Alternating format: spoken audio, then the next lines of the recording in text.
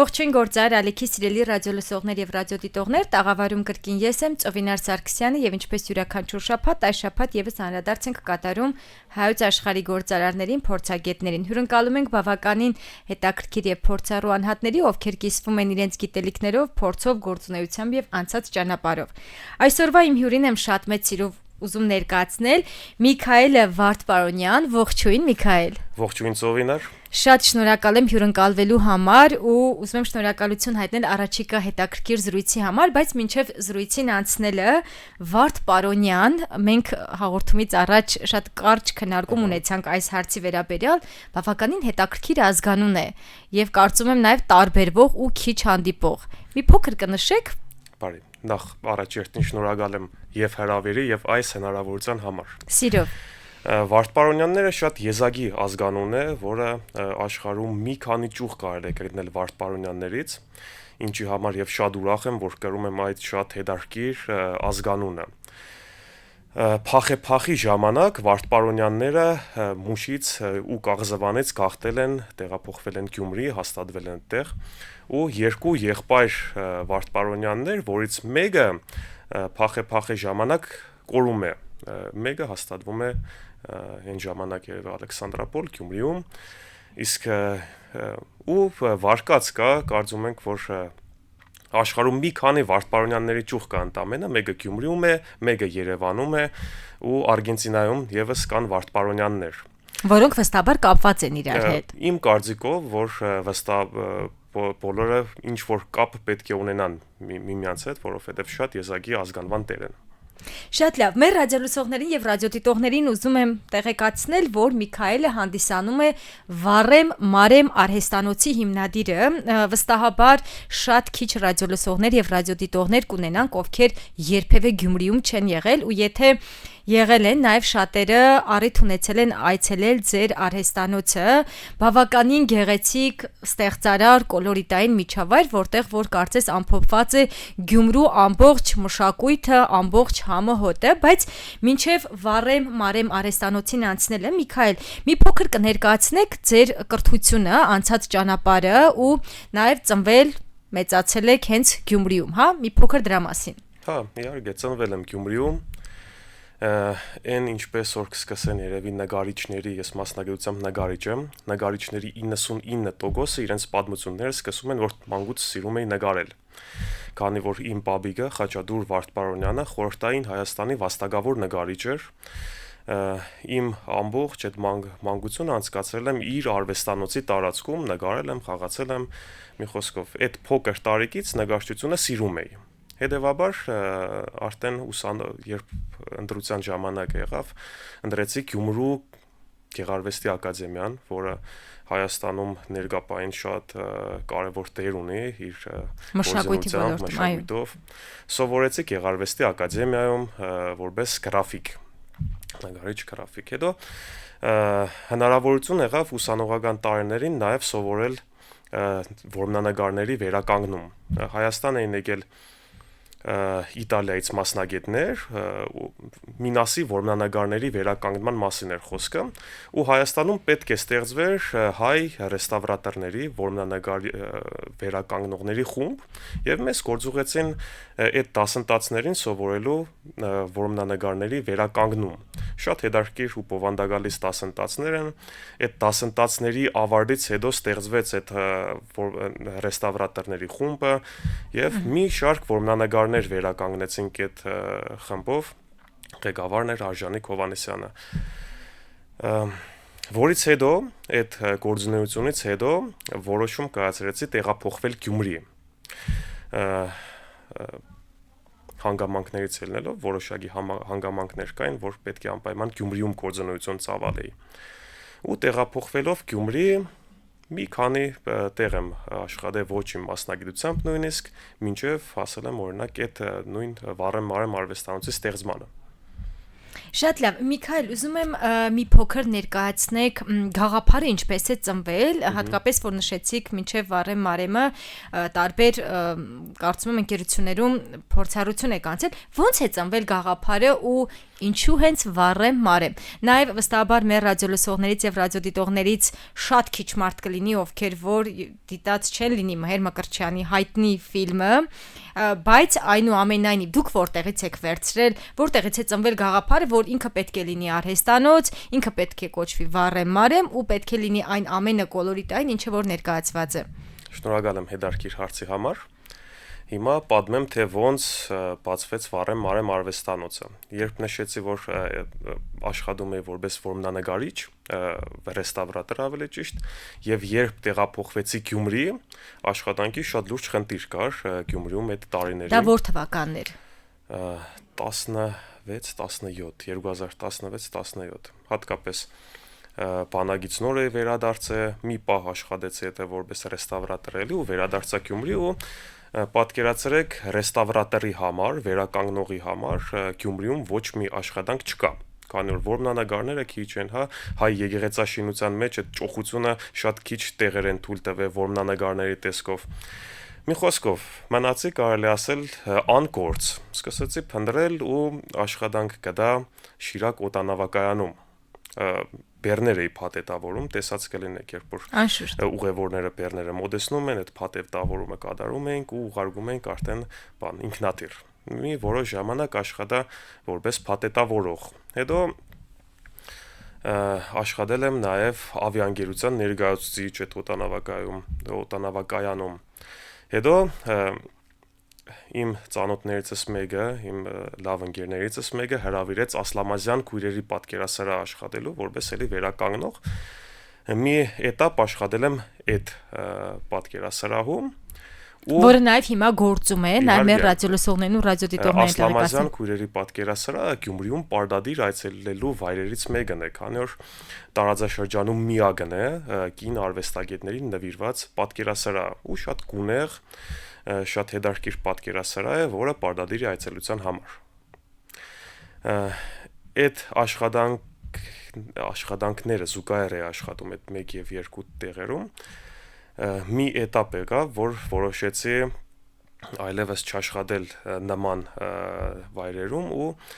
ընտանիքիս հետ միասին, կնոջս հետ միասին որոշեցինք հիմնել փոքր ընտանեկան բիզնես։ Քանի որ արդեն Ասլամազյանից էլ փորձ կար նման ոլորտում աշխատելու, որոշեցինք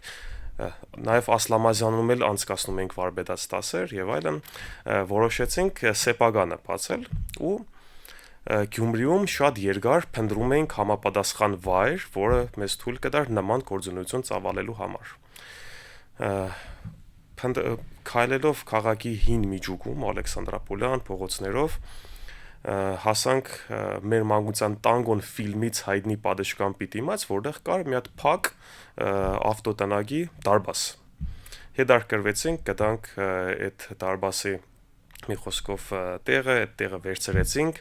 շատ համահունչ էր մեր գործունեությանը, շատ հավանել էինք այդ տեղը ու պատկերացրեք առանց մեծ ներդրումների, ընդամենը եթե սուտ չասեմ, մի 60-70 հազար դրամ սկզբնական գումար ունենալով, ոչ ավելի, բացել ենք այդ արվեստանոցը։ Կարելի ասել, դա նոր բանի ստեղծում էր լրիվ զերոյից։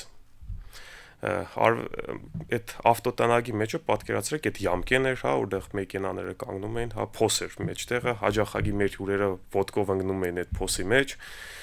Ինչ որ է, քայլ առ քայլ, էտապ առ էտապ սկսեցինք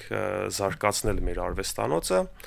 Արվեստանոցի բուն իմաստը այն էր, որ Գյումրիի պատմական միջուկում ստեղծել մի վայր, որտեղ մեր հյուրերը կարողանային ծանոթանալ Գյումրիի արվեստին եւ ոչ միայն ծանոթանալ, այլև մասնագիծ դառնալ այդ ամեն ինչին։ Ու այդ օրվանից 2021 թվականի մասին է դեպ խոսքը, մինչ օրս արվեստանոցը գործում է։ Եվ նաև հավելեմ, Միքայել, քանի որ ինքս բավականին շատ առիթ եմ ունեցել լինել ձեր արվեստանոցում, երևի Հայաստանում եզակի վայրերից է, որտեղ որ ամեն ինչի մեջ դուք միտք եք դրել, դա շատ հրաշալի է, այսինքն բացի այն, որ զբոսաշրջիկները, նաև տեղի քաղաքացիները կարողանում են մեր հայրենակիցները շփվել արվեստի հետ, իրենք եւս մասնակից լինել, ամեն բանի մեջ միտք եք դրել, այստեղ հաջորդ կարևոր հարցն եմ ուզում տալ, նաև ովքեր որ եղել են, կարծում եմ հարցի այսպես բովանդակությունը ավելի լիարժեք կվերցնեն, ոնց եք այդ մտքերը գեներացնում, որովհետև ձեզ մոտ դեռ արհեստանոց չմտած, այսինքն մուտքի մոտից հաճախորդը արդեն էմոցիոնալ հետաքրքիր պահեր է ունենում։ Ոնց եք այդ տարբերվող ստեղծար մտքերը գեներացնում։ Ուրեմն շատ հետաքրքիր թիմ կաշխատի այդ ամեն ինչի վրա։ Օրինակ շատ տարբերվող թիմ է, կազմված է մի շարք, բայց արվեստին մոտ մարդկանցով։ Օրինակ ունենք քանդակագործ, ունենք արվեստաբան, ունենք լուսանկարիչ, ունենք նկարչուհի, PR-ով ու մարքեթինգով զբաղվող, գիտեք, Ասլանն է, Ասլանի մասին հետո առանձին կպատմեմ։ Մի խոսքով մտքերը գեներացնում է հենց մեր թիմը։ Մտքերը գեներացնելուց հետո փորձարկում ենք այդ ամեն ինչը պրակտիկայում, եթե ստացվում է շարունակում ենք, եթե չի ստացվում, փորձում ենք ինչ-որ բան փոխել։ Դա երևի 4 տարիների ընթացքում մշակված ծրագիր է, որի շնորհիվ մեր հյուրերը ունենում են որոշակի էմոցիոնալ բան, կապվածություն նաև։ Իսկ այդ կապվածության շատ հետաքրքիր պրոյեկտներից մեկը Forever in Gyumri ինտերակտիվ անունների պատն է։ Իդեպ աշխարհում միակ պատն է, որտեղ հյուրերը, տեսեք Սիեթլում օրինակ կա ծամոնների պատ, չէ՞, մարդիկ ծամոններ են կպցնում պատին, մեր մոտ անունների պատ է։ Մեր հյուրերը կավե տարերի միջոցով հնարավորություն ունեն փնտրելու եւ գտնելու իրենց անվան տարրերը ու պատի վրա մեր արվեստանոցի պատի մասին է խոսքը։ Խաչբարի կանոնի համաձայն կարող են ավելացնել իրենց անունները եւ այդ ամենը անելով մնում են ճագերտների մեջ ընդմիշտ Գյումրիում։ Այսինքն իրենց մի մասնիկը թողնում են Գյումրիում, ինչը իրենց ստիպում է ամեն անգամ վերադառնալ ու տեսնել արդյոք իրենց անունը տեղում է, արդյոք գույնը չի թափե, հա, նույնիսկ մարդիկ գալիս են տարիներ անց ու ավելացնում են իրենց նորածին երեխայի անունը, շատ դեպքեր են ունեցել նմանատիպ։ Այդ անունների պատը նաև տոհմածառի խորհուրդ ունի իրականում, երբ ամեն մեկ ավելացրած անունը մեկ բանի տոհմածառի մեկ ճյուղ կարելի է համարել։ Այս տարիների ընթացքում, 3 տարիների ընթացքում պատի վրա ավելացրել են անուններ մոտ 50,000 հոգի եւ ավելի աշխարհի տարբեր անկյուններից, տարբեր մասնագիտությունների տեր մարդիկ, աշխարհահռչակ դեմքեր, քաղաքական գործիչներ, երգիչ, դերասան, չեմպիոններ, Գյումրին գիտեք, չեմպիոնների տակնոց են, դորմար Գյումրիում ամենաշատը պատի վրա կան չեմպիոնները։ Խոսքով այդպես։ Նաև Միքայել, այս տարի դուք վերջերս էինք Գյումրիում, ավելացրել եք նաև հետաքրքիր, այսպես սրճարանի նման ինչ-որ հատված, միտքը որտեղից է առաջացել։ Միտքը էլի առաջացել է էլի սկիզբը կանք արվեստանոցում, երբ որ նոր ենք բացում արվեստանոցը, մենք էլ սուրճ բոլորը շատ ենք սիրում, հայազգն է սուրճ սիրում, ունենք մի հատ ավանդույթ, որ երբ սուրճ էինք պատրաստում մեր համար,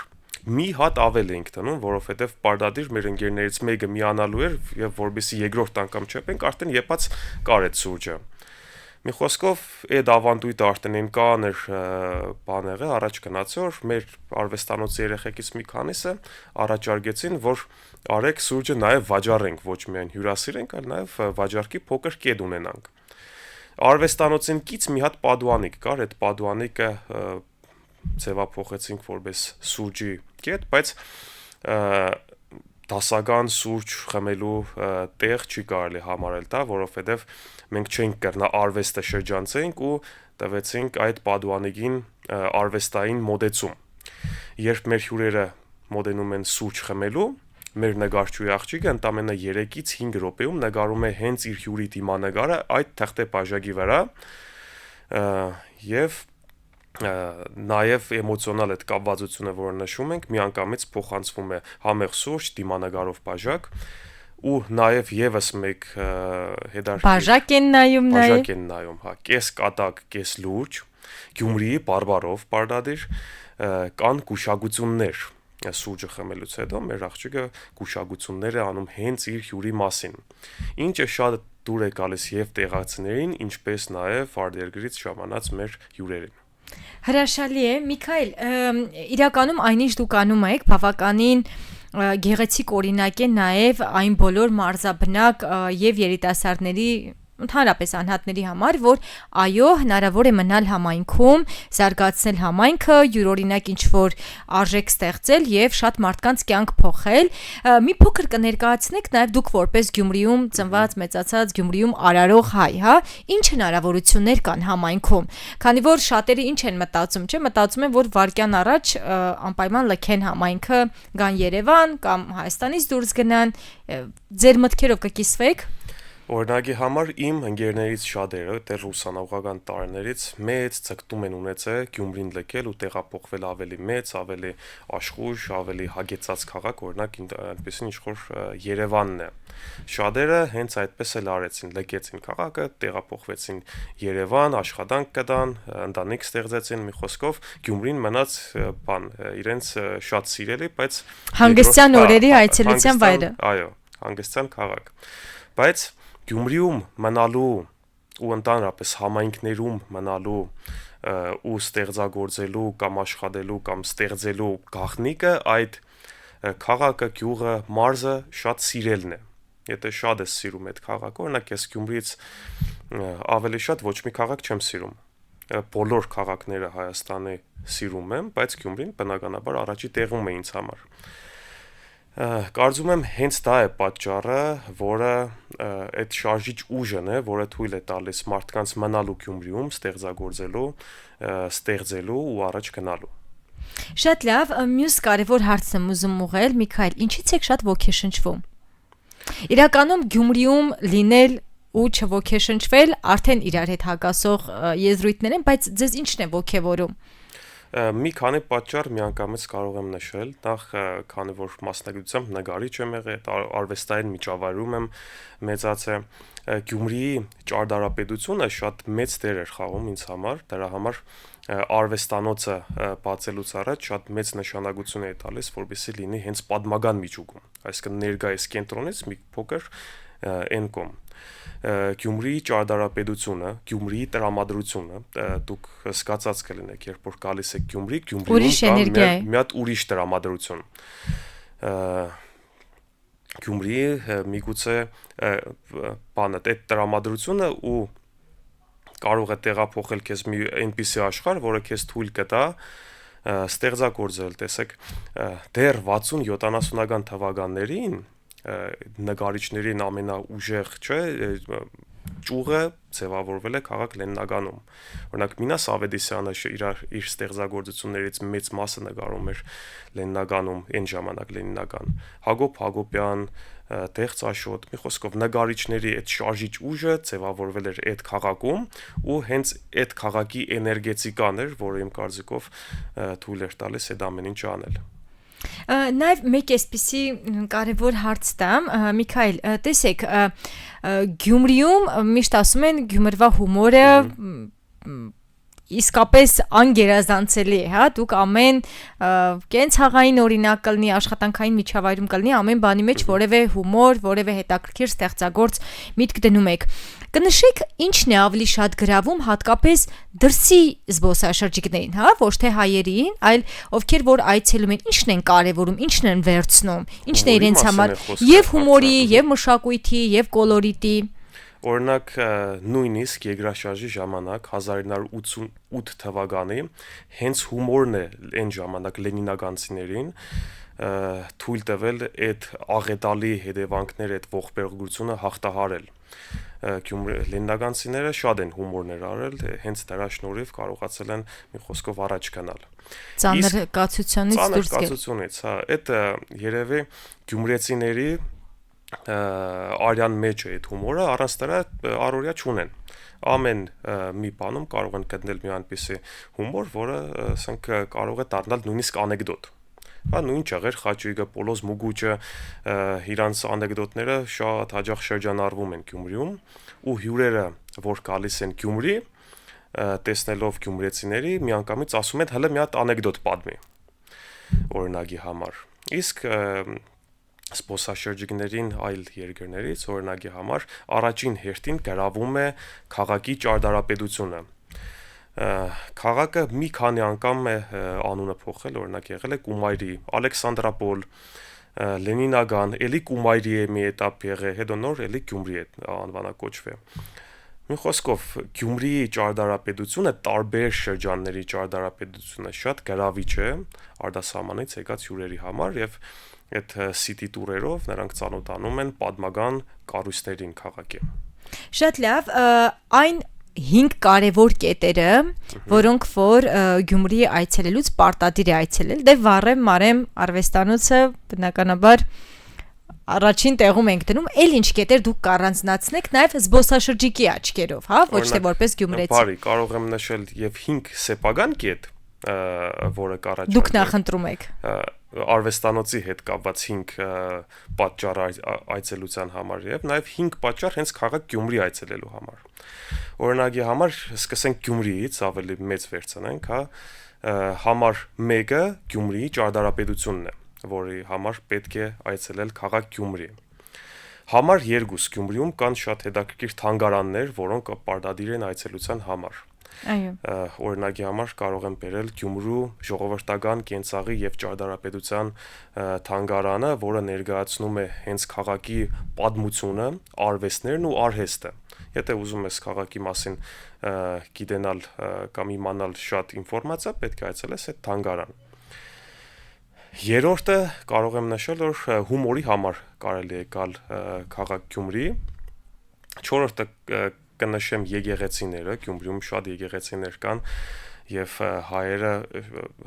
քրիստոնյաները շատ են սիրում այցելել այդ եկեղեցիները եւ վերջի պատճառը Վառեմ Մարեմն է, որը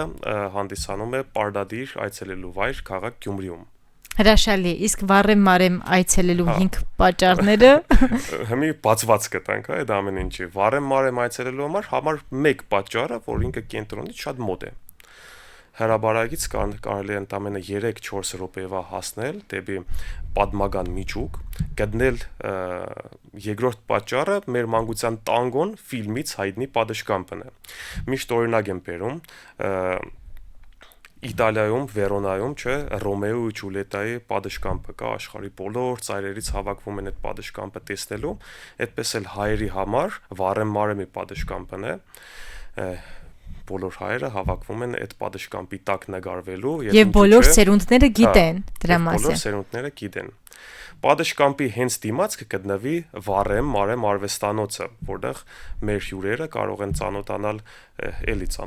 Գյումրիի արվեստին ու արհեստին, մասնագիծ դառնալ այդ ամեն ինչին վարպետաց դասերի միջոցով, ձեռք բերել կոլորետային հուշանվերներ, որը կպատրաստվի հենց մեր արվեստանոցում, այդ որ պատճառն ենք արդեն հասել։ Չորրորդը երևի։ Չորրորդը առանձին կնշեմ հենց Forever in Gyumri ինտերակտիվ անունների պատը։ Ինքը մի հատ առանձին պատճառ է քաղաք Գյումրի հասնելու ու այցելելու։ Այդ պատի վրա յուրաքանչյուրը կարող է թողնել իր անունը, գունավորել ու տարիներ շարունակ, խոսքով այդ անունը մնում է այդ պատին։ Ու Ձեզ այդ հանդիպումը եկեք ավելացնենք նաև որ Միքայելին ձեզ ճանաչեն, քանի որ իսկապես շատ կարևոր է, որ յուրաքանչյուր համայնքում մենք ունենանք օրինակներ, անհատներ, ովքեր որ թեպետ բավականին շատ դժվարությունների շարունակել են մնալ համայնքում, ստեղծել, միջավայր փոխել եւ իհարկե ձեր հասարակայնության հետ կապերի պատասխանատուն PR մենեջերը Ասլանը, երևի դուք միակ եզակի կառույցն եք, որտեղ որ ձեր PR պատասխանատուն ոչ թե մարդ է, այլ կենդանի։ Այո։ Ոնց եք գտել իրեն, ոնց եք ներգրավել թիմ, համոզել։ Արվեստանոցում ունենք մի հատ թիմագիծ, որը մարդ չէ, այլ շուն է, շունիկ։ Արվեստանոցը երբ բացում ենք, առաջի անգամ այդ բանալին երբ մցրեցինք այդ դարբասի մեջ ու բացեցինք այդ դարբասները, որպեսզի նահենք այդ տեղը, առաջինը ով ոդկ է դրել այդ արվեստանոց եղել է Ասլանը, գյումրեցի մի հատ շատ խարիզմատիկ շունիկ։ Փողոցային թափառող շուն է իդե։ Խարիզմատիկ շունիկը բավականին իրոք խարիզմատիկ շունիկ է, որովհետև բոլորից տարբերվում է եւ իր տեսքով եւ իր պահվածքով։ Մի խոսքով, այդ առաջի օրվանից Ասլանը մեր շունիկը դառավ մեր արվեստանոցի թիմագիծներից մեկը ու արվեստանոցի կարելի ասել սիմվոլը։ Ուրեմն Ասլանը շատ կսիրեր լուսանգարվել, երբ հյուրերը գալիս էին ու պատշգամբի տակ նստում էին լուսանգարվելու, նա կերտար կողքերը կնստեր ու կհայտնվեր համացանցի մեջ, քանի որ մարդիկ սիրում են, չէ, ստորիներ անել, իրենց ճանապարհորդությունից լուսանգարներ տեղադրել ու բոլոր այդ ստորիների մեջ, չգիտես, ոնց հայտնվում էր հենց ինքը Ասլանը։ Այդ ժամանակ միտք առաջացավ, որ քանի որ ինքը աշխատանքի առաջարկան է, արդեն իսկ համացանցում է, իր համար ստեղծենք Instagram-յան էջ։ Մի խոսքով, Instagram-յան էջը շատ արագ սկսեց մի խոսքով հետևորդներ հավաքել, արդեն մոտ 6000 հետևորդ ունի, ինչը շան համար կարծեմ că շատ մեծ թիվ է։ Ես այդքան չունեմ։ Ես էլ չունեմ։ Վառեմ մարեմ էջն էլ չունի, ասեմ։ Ու Ասլանը մի խոսքով, քանի որ մեր արվեստանոցի շունիկներ, նաև սկսեց զբաղվել մեր արվեստանոցի PR-ով։ Նաև ներգրավելով եւս մեկ շատ մեծ ճյուղ, կենտանասերների ճյուղը։ Շատ տասնյակ հազարավոր մարդիկ գալիս են Ասլանին կերակրում են, ոչ միայն Ասլանին, նաև այդ կողքի իր ընկերներին, հա, շունիկներին։ Թիմին, այո։ Մի խոսքով նույնիսկ մարդիկ կան, որ հadouk Ասլանին տեսնելու համար գալիս են Գյումրի։ Դա չեմ չափազանցնում, դա իրականություն է։ Հրաշալի է։ Ու ուզում եմ նախավերջին կարևոր հարցը ուղղել, Միքայել, ամենատպավորիչ, ամենավառ պատմությունը Գյումրվա հետ կապված, որ երբևէ լսել եք, ձեզ տպավորել է ու կուզենայիք մեր ռադիոլսողների, ռադիոդիտողների հետ կիսվել, ո՞րն է։ Երևի էլի արվեստանոցից դեպք պատմեմ, այն սկզբնական ժամանակներ, երբ արվեստանոցը նոր էինք բացել, իդեպ COVID-ի ժամանակ էր, երբ բոլորը դիմակներով էին, սահմանափակ էր բանը տեղաշարժը։ Մի խոսքով արվեստանոցի մոտ եկավ մի խումբ հյուրեր, ինչպես միշտ գնացի հրավիրելուն ես, հրավիրեցի եկան ներս ու արվեստանոցում միշտ System of a Down աշխարհարչակ խումբը շատ կսիրեինք, ինչպես նաև էլ մյուս խմբերը ու այդ հրավերի ընթացքում սկսեցի պատմել մեր արվեստանոցի մասին, մեր գործունեության մասին ու ընթացքում տղամարդկանցից մեկը, ով գլխարկով էր, սև սպես մեծ ագնոցներով ու դիմագով, սկզբից հանեց իր գլխարկը, հետո ագնոցները, հետո հանեց իր դիմագը ու տեսանք, որ Սերժ Թանգյանն էր, որին մենք շատ կսիրեինք, շատ կլսեինք, մի խոսքով ստացվեց շատ հետաքրքիր ու տպավորիչ այց մեր արվեստանոցում։ Հրաշալի է։ Նաև դուք հատված ունեք, նկար ունեք, եթե չեմ սխալվում։ Նկարել ունենք, հա, բնականաբար այդ պահը չենք կարող բաց թողնել ու մեր թիմով լուսանկարվեցինք։ Շնորհակալություն շատ, Միքայել, եւ վերջին հարցն եմ ուղղում, ձեր հիմնական խորհուրդը, ուղերձը հատկապես համայնքներում բնակվող երիտասարդներին, ինչ կուզենայիք փոխանցել իրենց, որ օրինակ կուզենայիք դուք դրա մասին իմանայիք կամ լսեիք, երբ դուք 17-18 տարեկան էիք։ Ինչից սկսել, որտեղից սկսել, ինչի վրա ուշադրություն դարձնել։ Իմ համար, իմ կարծիքով ամենակարևոր խորհուրդը, որ ինչ գործունեության մեջ որ լինի մարդ, ինչ որ պետք է նոր նախաձեռնությունները սկսելուց առաջ պետք է մի հատ մտածել, արդյոք նա դա սիրում է թե չէ։ Որովհետև եթե չսիրեցիր քո աշխատանքը, եթե չսիրեցիր այն ամենը, ինչ որ դու փորձում ես նախաձեռնել, այն 50%-ով ձախողվելու է։ Շատ շնորհակալություն, Միքայել, իրականում բավականին հետաքրքիր ու բովանդակալի զրույցի համար ես որպես այցելու հայմարտ, ով ոնց որ նշեցի, մի քանի անգամ առիթ ունեցել եմ լինել Վառեմ Մարեմ արվեստանոցում եւ ամեն անգամ Գյումրի այցելելուց դա պարտադիր այցելելու վայրերից է ու նաեւ մեր ռադիոլսողներին եւ ռադիոդիտողներին ուզում եմ տեղեկացնել, որ ամեն անգամ որևէ նոր բանի ես հանդիպում, ինչ որ նոր մտքի, նոր հետաքրքիր ինչ որ լուծման, որը որ նաև կարևոր է, այսինքն դու երբեք հոգնելու առիթ չես ունենում, եւ եւս մենք անգամ մեր ռադիոլսողներին եւ ռադիոդիտողներին հիշեցնեմ, որ գործար ալիքի եթերում կրկին անդրադարձ էին կատարում հայոց աշխարհի գործարարներին, փորձագետներին, իմ հյուրն էր Միքայելը, ով հանդիսանում է Գյումրիում գտնվող Վառեմ Մարեմ արվեստանոցի հիմնադիրը, եթե քանի որ նաև առաջիկայում հանգստյան օրեր են եւ նաեւ սկսվում է տուրիստական սեզոնը, հա։ Գյումրի այցելելուց անպայման այցելեք, անպայման ծանոթացեք նաեւ Միքայելի հետ, քանի որ ինչն է շատ հետաքրքիր, ամեն անգամ երբ գալիս ենք արհեստանոց, դուք դրան մոտ այսպես մեծ էներգիայով եւ դրական լիցքերով դիմավորում եք ձեր բոլոր հյուրերին ու ամենակարևորը որ չեք հոգնում նույն պատմությունները բոլորին հատ առ հատ պատմելու, ներկայացնելու եւ այդ դրական փորձառությունն ու էմոցիաները փոխանցելու։ Շնորհակալություն ձեզ, Միքայել, ձեր գործերին մեծ հաջողություն եւ իսկապես ինչպես ասում են, Աստված առաջ, որ նմանատիպ